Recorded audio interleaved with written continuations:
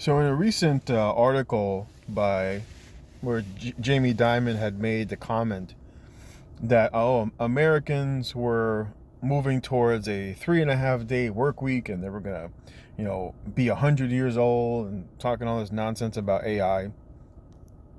And in my opinion, the reason why he had made that comment was because there wasn't going to be enough work. Most whatever manufacturing that America has left would end up in Mexico, and most people would be on some form of welfare, or most people would be on welfare.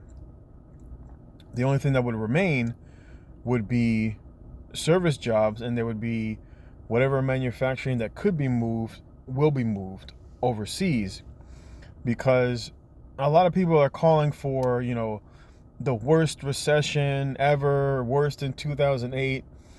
And I say that's not going to happen. What you're going to see is you're going to see a huge boom. Like, what's his name? Ron Paul always talks about the crack up boom. And towards the tail end of socialism, you get this huge spike in the cost of everything as the government, as the people, I should say, cry out to the government for help. And the only thing that the government can do is print money. And so if there's less need, this is why, people are applauding all these people that are, they're going on strike, like the nurses, like the automotive, all these different people that are going on strike. And all that's going to do is cause inflation. And so and it will just make things too expensive for the average American. And eventually people will get tired of just working to live, and then they'll just stop working. And you'll see more people fall into poverty. And of course, baby boomers are not going to go quietly. Baby boomers are not going to fall on their sword and take the L and say, we messed up, and try to provide the generations that have come after them, like my generation, Gen X, or millennials, or Gen Z, or Alpha. They're not going to say, hey, stop printing money. We're going to take the L. We caused a lot of this problem, constantly begging for welfare and more social programs. That's not going to happen. These people are not going to go quietly. They're going to go kicking and screaming into the night. And they're going to cause even more inflation as things will become more and more expensive. And you're going to see more people fall into welfare. And the government needs these people to fall into welfare because there's no productivity. There's nowhere for them to go to produce, to be productive. Because it just costs too much to hire these people to work in America. I mean, just look at services. You go out to eat at a restaurant for a simple meal. You get a burger and fries or something, and you're paying $25. People are not going to be able to afford it. And they're just going to see this big rift in the people who can do those things and the people who can't. And as the boomers retire, by the time 2030 rolls around, all baby boomers will be 65 and older. And the ones that can will retire. And that will cause even more shortages in the labor market. And the only thing that America can do is cause inflation and bring in illegals, across the border to be cheap labor to work within the country. I mean, most of those people are doing like Uber Eats and shit like that. Like, it's not going to be, your doctors and your lawyers, etc., that are going to come over here. They're going to stay wherever they're at because they're doing just fine over there. They're not going to want to come over here. There's no reason for them to come over here. They're doing just fine where they're at. The quality of life is not going up in America. It's only going to go down. And for a lot of young people, for a lot of young men, this is why the vast majority of the people that you see, people say, look at all these people coming across the border. They're all military-aged men. And I did a video talking about this a while ago, that you have over 7 million American men that are not participating in the labor market. They call them NILFs. NILF. These are just the young men that are no longer part of the labor market. And there's no reason for them to be. Because typically men will go out and work hard, and they'll buckle down, and they'll do what needs to be done because they have a family. They got a wife, they have kids, They need to get a house. They have a car payment. They're thinking about tuition. They're thinking about sending their kids to school. They're thinking about, having a family, setting up the baby room. None of that shit is happening. And so these men, and there's always this meme where they show like a TV on the floor and a little chair, and they're like, is this seriously how men live and are comfortable? And they're like, yeah, because men don't need a lot. And so those men will live off their boomer families, or they'll live in somebody's basement.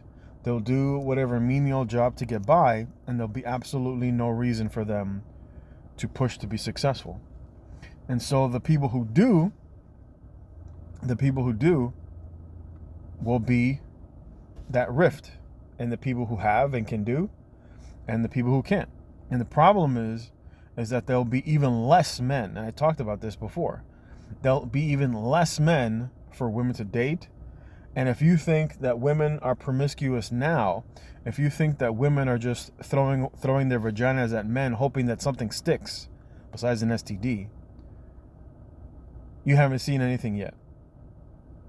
The women will become prostitutes in every way, shape, and form. Whether through social media, OnlyFans, they're going to do it all. They're going to do every form. This is why, in some of the more ghetto places, you're seeing, the streetwalkers come back, because this is what it will end. And it's always the young women. And this is where it's going to end, because there's no man. There's no man there to shoulder the load. And this is why I said, again, in a previous video, a lot of young men get upset where they see these women that got pregnant by a Pookie or a Ray Ray, or and they're like, well, then why did you get pregnant by that guy? And I say that's because that's the only man that would be willing to take them. That's the only man that they could get. Just look at what's his name, Brittany Renner. She gets passed around like a blunt. No man wants her. And so the only thing that she can get is passed around. And that's what many of these women can get. The men who are of means are not looking to settle down because they have way too many options. And the men who might be really are just men who just want to play the field as well as the alphas and the men that can. They really don't want to settle down. They just play the role as a cope, because they really want to do what the Chads are doing. They really want to screw around. And that's what most of them do. So if you think women are promiscuous now, it's only going to get worse and this is going to happen with millennials, Gen Z, Gen Alpha. These people are going to fall into abstract poverty, because the only solution that America has will be inflation. There's not going to be productivity. There's not going to bring back manufacturing. None of that shit is going to happen. Boomers aren't going to take the L. They're going to hand that L to you.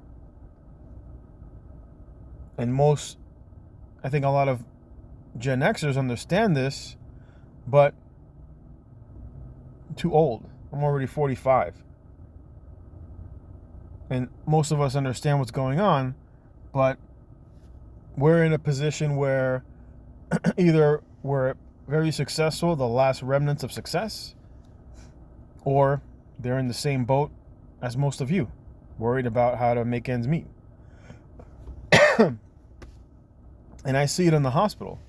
Most of the people that I see in the hospital are either super old, 88, 85, 90-something year old, still coming to the hospital, still full code, still do whatever you can, just pissing money away.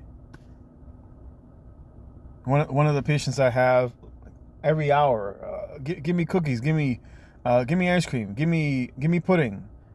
Calls me back an hour later. Give me some more cookies. Like, this guy's eating like over 2,000 calories a shift, just in crap, just in cookies and juice and ice cream. Give me pudding. And there's no incentive to save the taxpayer money. There's no incentive to save the taxpayer money, because everybody's got their hand in the cookie jar. And nobody's willing to take the L. Nobody's willing to buckle down and put in the hard work. Nobody's willing to say we have to cut costs. We're spending too much money. Everything is gimme, gimme, gimme. And as people become less productive, as people realize I can leech this and that'll be my grift, whether that's having a kid on a wetlock and the government pays you a little bit of money, whether it's I'm gonna feign, like there's something wrong with me so that I can live in a hospital or live in a nursing home or be pseudo homeless and get some sort of money. Like, everybody is gonna go down trying to get what they can. Everybody's gonna go down with their hand in the cookie jar. And the biggest people that are gonna do that are the boomers and the boomers in the government, and then their kids. And the only thing that will be left for many of these young people that are just growing up and they're not sure which direction they should go, they're not sure, this is why the boomers are like, cut your dick off, open up your butthole, pretend you're a woman, shit like that. Because they need you to be as weak as possible so that they don't take the L. Because they know at the end of the day that they wouldn't be able to fight back if the young people just said, it's go time and fuck it. So they need to propagandize you as much as possible. It is what it is. It is the state. It is the state of the West. And then you're seeing on a bigger scale, you're seeing the West bleed Europe for cash. You're seeing the West bleed Europe through the energy crisis that they created so that they could bleed them and sell them natural gas at 5 times the rate. And this is why Europe is like, you need to eat the bugs. We're going to shove you in cities. You can't move, because they're getting squeezed, and they're getting squeezed by their own ally. It's been going on for a while. This shit ain't new. It's been going on for decades, probably longer than most of us have been alive. We're just, like I said in my previous video talking about what Reagan said, we are the children and the grandchildren and the great-grandchildren that Reagan warned the boomers would fall into poverty. We are that generation. And the best thing that you can do is have a trade. Have some sort of high income skill at the time period, because there's going to be a lot of people that don't want to work, and you're going to be the working class for the leeches. And that's what will separate your quality of life from being like the Native Americans or many Black Americans, that live off of welfare, that live in the ghettos, their lives are shit. You'll have to work and have a skill, and then you'll have the wealthy at the very top that live these ridiculous lives, and that's what the life will be, even worse like that in the United States of America, until it all goes away. And then the people will really fall into abstract poverty, and that's when the shift will take place. As they say, when the shit hits the fan, and then all those weak people will die. All the people who are weak will die. And then you'll start anew, and then manufacturing will come back to the United States. But not until then. Until then, the only thing that remains is poverty. And it's because nobody wants to take the L. Everybody wants to have their hand in the cookie jar. The hospitals want to have their hand in the cookie jar. The nurses want to have their hand in the cookie jar. UPS, nobody's taking the L. Nobody's saying I'm going to work an extra day. Nobody's saying I'm going to put in an extra 2 hours of OT. Everybody's got their hand in the cookie jar, and everybody's trying to, it's like, the Titanic, and everybody's trying to grab what they can on a ship that is sinking. And it is what it is. That's why if you have a high income skill, at the very least, you can say, I'll take my skill to another country. Don't get involved with any of these women. They're going to tie you down and weigh you down like an anchor. That is my advice. Anyway, I got work tonight. Good luck out there.